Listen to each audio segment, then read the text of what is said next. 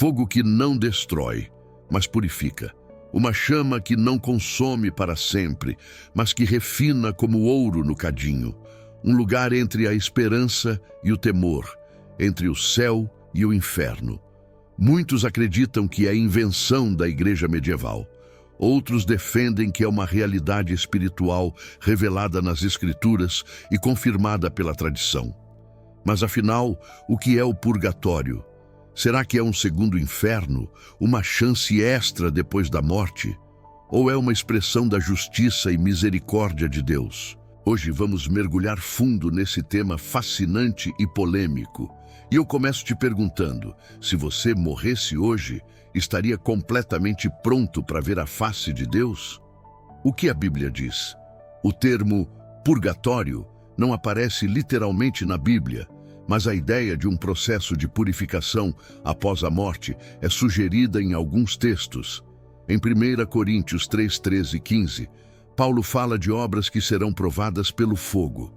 Se a obra de alguém se queimar, sofrerá perda. O tal, porém, será salvo, todavia como que através do fogo. Esse fogo não é de condenação, mas de purificação.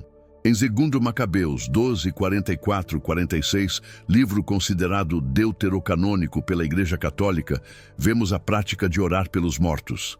É santo e salutar rezar pelos mortos para que sejam livres de seus pecados. Em Mateus 12, 32, Jesus afirma que certos pecados não serão perdoados nem neste século, nem no vindouro. Isso sugere que há perdão possível em outra dimensão. Esses trechos não descrevem o purgatório em detalhes, mas apontam para a ideia de que, após a morte, pode haver um estado intermediário onde almas são purificadas antes de entrar na plena presença de Deus. E eu pergunto, você já tinha parado para pensar que a santidade necessária para ver a Deus pode exigir uma transformação além da morte? A noção de purgatório foi se desenvolvendo ao longo da tradição cristã. Pais da igreja como Orígenes, século III, e Agostinho, século VIII, já falavam de um fogo purificador. Gregório Magno, século X, consolidou a ideia de que os mortos em estado de graça, mas ainda imperfeitos, passavam por purificação. No Concílio de Lyon, 1274, e no Concílio de Florença, 1439, a Igreja Católica formalizou a doutrina. O Concílio de Trento, 1545-1563, reafirmou o purgatório em resposta à reforma protestante que rejeitava a ideia. Por séculos, a crença no purgatório moldou não apenas a espiritualidade cristã, mas também práticas como missas pelos mortos, indulgências e orações de sufrágio. Agora pense comigo, se tantas gerações de cristãos acreditaram nessa realidade, não deveríamos ao menos investigar com seriedade o que ela significa?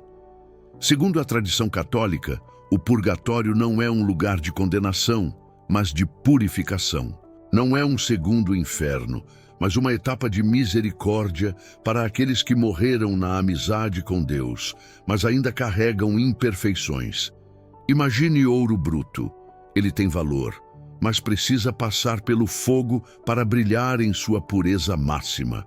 Assim é a alma que morre em estado de graça, mas ainda marcada por fraquezas, apegos ou pecados veniais. No purgatório, essa alma é purificada, não para ser rejeitada, mas para ser plenamente preparada para entrar no céu. E aqui vai uma pergunta direta. Você acredita que está 100% pronto para entrar na presença de um Deus santo e perfeito, sem que nada em você precise ser transformado? O purgatório é, ao mesmo tempo, um reflexo da justiça e da misericórdia de Deus. Justiça, porque nenhum pecado pode permanecer diante da santidade absoluta de Deus. Misericórdia, porque mesmo quem não alcançou perfeição, ainda tem esperança de ser purificado. Ele não é um castigo extra, mas uma oportunidade de redenção final para aqueles que já pertencem a Cristo. Agora pense, não é maravilhoso que Deus não exija perfeição absoluta no momento da morte, mas ofereça um processo de purificação? Conta-se a história de um aprendiz de escultura que passou anos ao lado de um mestre. Um dia, o mestre lhe disse: "Você está pronto para apresentar sua obra." O aprendiz, orgulhoso, levou sua peça. Mas o mestre, olhando com carinho, disse: "Está linda, mas ainda precisa ser polida." Assim também é com nossa alma. Podemos amar a Deus, servi-lo, mas ainda precisamos daquele polimento final. O purgatório é esse cuidado do mestre que não rejeita a nossa obra, mas a aperfeiçoa para ser digna da eternidade. Pense em quantas pessoas morreram fiéis, mas não perfeitas. Um pai de família que amava a Deus, mas tinha seu temperamento explosivo. Uma mãe dedicada, mas ainda presa a pequenas vaidades. Um jovem devoto, mas que lutava contra tentações. Se essas pessoas fossem julgadas de forma absoluta, quem poderia resistir? O purgatório mostra que Deus leva a sério a luta humana e oferece purificação para quem morreu nele, mas ainda precisava ser transformado.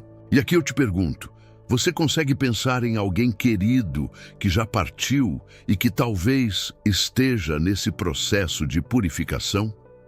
Nem todos aceitam a ideia do purgatório. Os protestantes, por exemplo, argumentam que a obra de Cristo na cruz é suficiente e completa, e que não haveria necessidade de purificação após a morte. Eles citam textos como Hebreus 9:27. Aos homens está ordenado morrer em uma só vez, vindo depois o juízo. Segundo essa visão, após a morte, o destino da alma é definido imediatamente, céu ou inferno. Já os católicos respondem que o purgatório não nega a obra da cruz, mas a aplica. É porque Cristo venceu a morte que a purificação é possível. E aqui está uma questão para você refletir. O purgatório é uma negação da cruz ou uma extensão da graça de Cristo?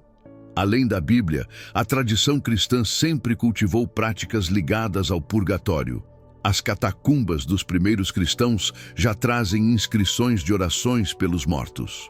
Padres da igreja, como Tertuliano e Cipriano, falam da intercessão em favor dos falecidos. Até mesmo na liturgia ortodoxa, que não usa a palavra purgatório, existe a ideia de oração por aqueles que partiram, ou seja, a crença de que a morte não é a última palavra e que podemos ajudar os falecidos com nossas orações é muito antiga. Uma das perguntas mais comuns: quanto tempo dura o purgatório? A resposta é: não sabemos. O tempo no além não funciona como o nosso. Alguns místicos relatam visões de almas sendo purificadas por anos, séculos, até milênios. Mas teologicamente o purgatório é um estado, não um tempo cronológico. O importante não é quanto tempo, mas o propósito, a purificação completa para ver a Deus face a face.